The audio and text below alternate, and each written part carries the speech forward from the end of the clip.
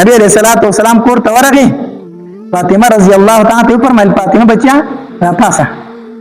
پاسه پرده وکړه علي تم را روان شه او حسنین ته حسن او حسین رضی الله تعالی عنہ دایم ځان سره روان کړ وی راځي موږ مباهله کو وفد نجران په نخم کال د هجرت د نبی علیہ الصلوۃ والسلام شپېته تنه مرګري شو مدینه منورې ته رالو او دا نجران خار د یمن په غټو خارونو کې یو خار دی او دې ته نجران ځکه ویل شي چې دې خار تړومبه نجران ابن زید راغلو کوم سړی چې نجران نومو دې دغه تړومبه راغلو ته په نوم باندې دا خار آباد شو ځکه دې ته نجران ویل شي دې شپېته تنه رالو دا عیسایانو ډېر په یو دبدبه باندې او په یو لوی دغه باندې را روانو مدینه منورې ته چې کله دوی راورسېدل مدینه منورې ته د دوی مشري ابو حارثه کوله او د ابو حارثه اصل کې و عربي خو دې تلو الته کې یمن ته او الته بیا عیسائی شوی و علم هم ډېر حاصل کړو هغه خلکو به ډېر زیات قدر کو د خپل ګرجي امام هم جوړ کړو د ابو حارثه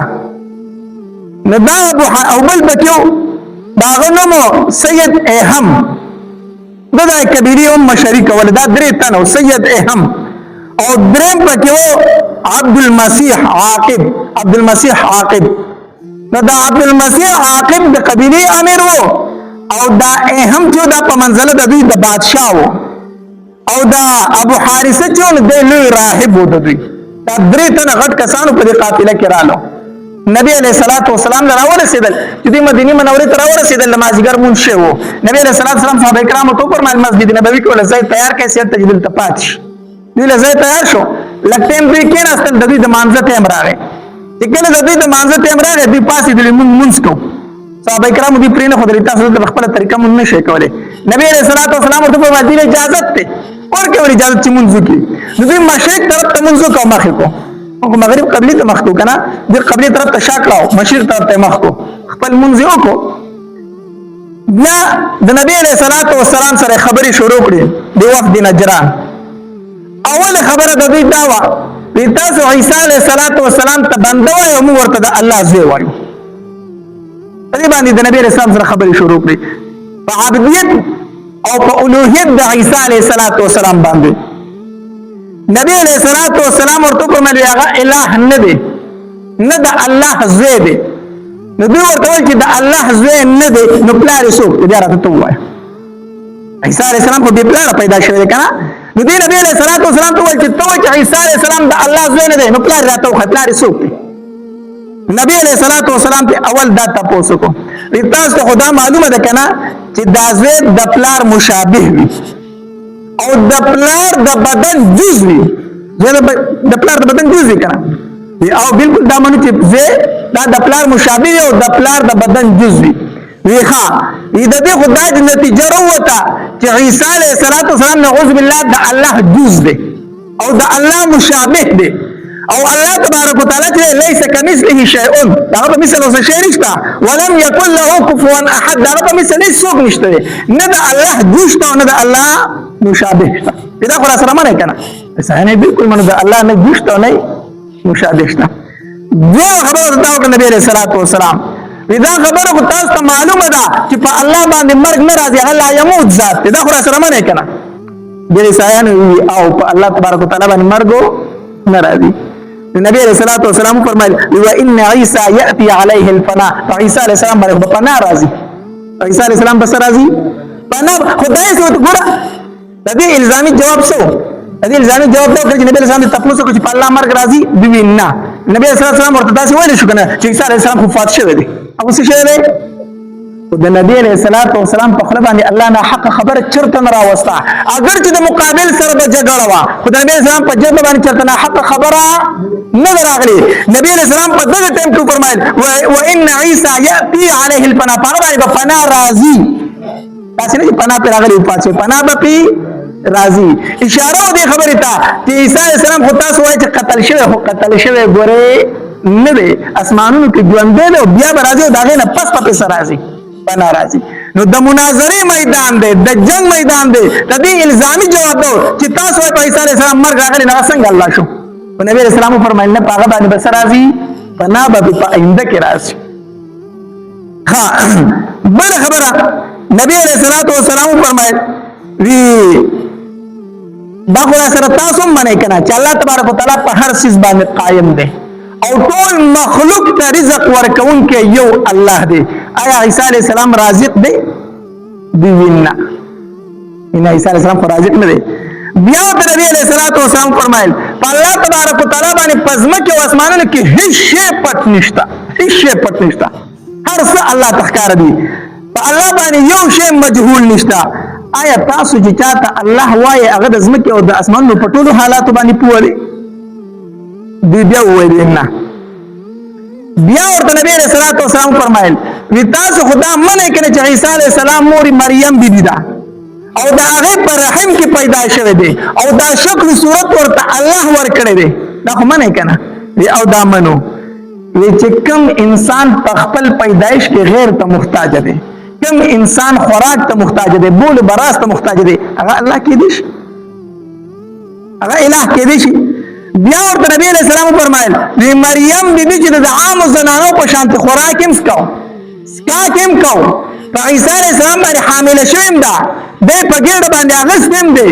بیا د عام ماشومان په شان چې کړي او ماشوم پیدا کیږي دا شان دی پیدا شوی هم دی. آیا نو د مور الہ کې دی شي؟ عیسی علیہ السلام پیدا شوی د مور د ګډې نه دی الہ کې دی شي؟ ټول خبرې چې دی نبی علیہ الصلوۃ والسلام کور ته ورغی. فاطمه رضی الله تعالی عنها فرمایل فاطمه بچیا را پاسه پرده وکړه، علي تم را روان شه او حسنین ته حسن او حسین رضی الله تعالی عنهم دائم ځان سره روان کړو. وی راځي موږ مباهله کو او نبی علیہ الصلوۃ والسلام فرمایل الله دا زما اهل دی، الله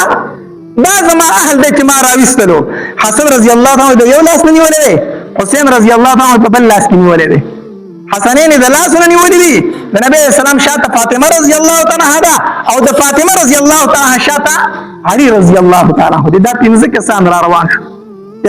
رالو نبی علیہ السلام فرمایي ما خپل خاندان رستنه دي، تاسو را روان شو چې راځي مباهله وکړو، راځي چې مباهله وکړو. ګوره فاطمه رضی الله تعالی پرده کړې و او فاطمه رضی الله تعالی چرته د کور داسې نه راوتی او چې د الله د توحید مسله شو کنه نبی اسلام فاطمه رضی الله عنها فرمایي بچی را پاس راوځه د الله د دین مسله شو. فاطمه رضی الله تعالی پرده کړی وا په پرده کې ولاړه ده، مخې ته نبی علیہ الصلوۃ والسلام ولاړ دی او شاته تی علي رضی الله عنه. ما یو ځکه اوریدلی دي یا مې لیدلی دي او چې فاطمه رضی الله تعالی روانه وکنه نو علي هم شاته ته دغه د خپل د نخ په خپل خپل رانه ولي د فاطمه رضی الله تعالی د خپل د نخ به په خپل خپل باندې ورانه ولي چې د فاطمه د قدم نخم چاته پاتې نشي. دا چې په کمزای قدم دی هغه نه خمسو کو نه ني علي رضی الله عنه په شاته روان هغه نه خبرانه ولي. دومره پردهدار زنانه او دومره پردهدار دا مونږ ته اسلام داخلي چې زنانه یقینا په قدر ضرورت د کور نه راوتې شي. کله ضرورت راغی زنانه د کور نه راوتې شي، یقینا په قدر ضرورت زنانه راوتې شي، خو د پردې په بیا هم خیال ساتي. دې پرده په پارت نه روزي، دې پرده په پارت نه روزي. هغه فاطمه رضی الله تعالی چې کله وفات کېده زما په کټ باندې به د کجورو څانګې ورتاوي کوي چې بار چاته پته ونه لګي چې د فاطمه بدن ډک دی او کو تشته. ځکه زما بدن یا رسول الله لیدل دی او یا علي رضی الله تعالی لیدل، بل چا نه لیدل. او چې د دین مسله شو نبی علیہ السلام فاطمه رضی الله تعالی راوستله په پرده کې مخې ته په خپل روان دی او شاته په صفات د علي رضی الله تعالی دی او غیر چاپیره ته حسنین روان دي. کله دی وفد نجران دی عیسایانو اولیدل کنه چې نبی رسول خپل اهل او عیال راوستو موږ ته لږ ټایم راک، موږ مشوره کوو، موږ لږ ټایم راک. نبی علیہ الصلوۃ والسلام ورته فرمایي ټایم درته مشوره پکې وکړئ. دا سید اهم نه دی، دا سردار چې د دوی د قبیلې چې کوم مشر و د عبد المسیح ته وویل اے مسیحه تا ته فتح ده د دوی مخونو ته وګوره، د دې خاندان دې مخونو ته وګوره. وی قسم په الله کو دې مخونو د الله په دربار کې لاس اوچت کو وی زو ته یو کو دوی دعا وکړه چې الله دا غور نه لري، الله به دا غور نه لري کی دې مخونو ته وګوره کو دوی لاس اوچت کو چې الله د مدینه دا غور نه لري کنه الله دا غور نه لري، الله دې دعا نه رد کوي. مخونو ته دې وګوره وی کومه ته بد دعا وکړه وی قسم په الله په مخ د ځمکه به یو عیسائی پاتې نشي، یو عیسائی به پاتې نشي. مباهله ورسره نکو، مباهله ورسره نکو، ورنه تباہ برباد بشو. راغه نبی علیہ الصلوۃ والسلام لرا مباهله نکو نبی علیہ الصلوۃ والسلام ورته فرمایل دا زما سره شرایط دی هغه منه یغي منلو ته تیار یو تاسو سره مباهله نکو یہ صحیح ده نبی علیہ الصلوۃ والسلام فرمایل قسم په الله کو دی وته وې زما سره کنه الله په مخ د زمکه یو عیسی نو فرخ وی د نجران زمکه به الله د ور نه ډکه کړی و د ور نه وی په کوم ونه باندې چې مرغۍ کې الله به د ونیم نه فرخ ونی باندې کو دی وته وې بهر نبی علیہ الصلوۃ والسلام ورته شرایط کې خودل او بیا ورته نبی علیہ الصلوۃ والسلام فرمایل وی ستاسو حفاظت د الله د رسول ذمہواری ده دښو ستاسو مالونه ستاسو جیدادونه ستاسو عزتونه به داسې محفوظ وي لکه څنګه چې د مسلمان محفوظ وي بیا ورته نبی علیہ الصلوۃ والسلام فرمایل چې کوم ستاسو فادریان دي امامان دي کوم ستاسو ګرجی دي داغي حفاظت هم د مسلمانانو په ذمہ ده تاسو علاقه ته به یو لخر نه درځي نبی رسول الله صلی الله علیه دا خبرې وکړلې بیا دوی روان شو واپس رالو چې کله دوی نجران ته رانږدې شو د نجران خلک ورسره ډیر مخې ته راوته و د دوی استقبال او چې کله دوی تل کنه دوی نبی علیہ الصلوۃ والسلام ته فرمایل زمون سره یو تن مرګره کا چې د صلح دا کوم تاسو سره کوم خبرو صلح وشو کوم پیسو صلح وشو چې هغه تاسو لراوړي وی امانتدار سره را سره ولېګا نبی علیہ الصلوۃ والسلام ورسره ابو عبیده بن جراح رضی الله تعالی عنہ ابو عبیده بن جراح رضی الله تعالی عنہ او نبی علیہ الصلوۃ والسلام فرمایلی دا د دې امت امین دی امین دا د دې امت امین دی په دې خیانت چرته نشراتله دی ورسره ولېګو دې چې لارو انت ورته ټول خلک مخې تراوته او ډیر په استقبال کې ورته ولاړو دوی چې کوم مشر پادری وو دوی کوم کاغذ کې چې کوم شرایط لیکل شو هغه غلا ورکړو چې هغه ورکړو هغه غل وستل په دې کې د ابو عبیده نه د دوی سره چې کوم راغله راغله ته د استکرو خړه دې تیراتاو شو د ضرورو هغه چې دی وګورو وی تعسل ابعد دغه بدبخت دي هلاک شي نبی رسول الله یادو د ضرورو دغه بدبخت دي هلاک شي دومره ستل شوی چې راتاو شولې دی ابو عبیده ورته وی الله دې تا هلاک الله دې تا هلاک کی وی قسم په الله چې کوم خبرې کړه پیغمبر دې مونږ دې مونږ منلې دي بیا ورته دی ورو چې تا منلې چې پیغمبر د ایمان ته ورینه راوړي وی سو کوم ایمان د پیراوړم خو دې بادشاہانو چې را سره کړی دا ټول نه واپس علي ابي چې کوم زما عزت کړی دا نه سره واپس علي دا غیروري ورته وی ټیک شو ته دې خیال ساته خپل اخته زه خپل اخ اعلی غنو دوم چې ترسو پر مدینه ته نه رسیدلې اشعار شروع کړه روان شو او مدینه منورې ته چې ورسید نبی علیہ السلام ته د الله پاک پیغمبر ماته کلمه وایا د مسلمان شو بیا دا اهم او عبد المسیح دا په نمبر باندې راتل او بیا ټول راتل مسلمانې دي نو وفد نجران کې بیا ډېر کسان شو مسلمانان شو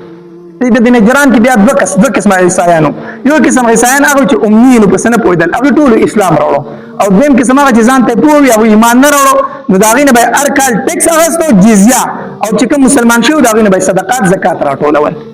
نو بهر حال دا یو وفد نجرانو په نخم کال د هجرت د نبی رسول الله دین د نبی رسول الله خپل راغلی بیا دوی هم شو مسلمانان شو دغه درې تنه مشرانو ابو عبیده او دارنګ سید اهم او دارنګ عبد المسیح دا درې ور دا یو پکې پادری او دا دوه مشرانو د قبیله دوی راړو نبی رسول الله سره خبرې وکړي په دغه ځای کې د آیاتونو د مباهله نازل شوی قران کې چې کوم آیاتونه د مباهله دي دا چې کله وفد نجران راغلی د نبی رسول الله خواله مناظره ور سره کوله او نبی زما هر قسمه دلایل بیان کوي د هر قسمه دلایل نه انکار کوي نو آیاتونه د مباهله رانو چې الله پاک پیغمبر دوی اسینه باندې مباهله ور سره وکړي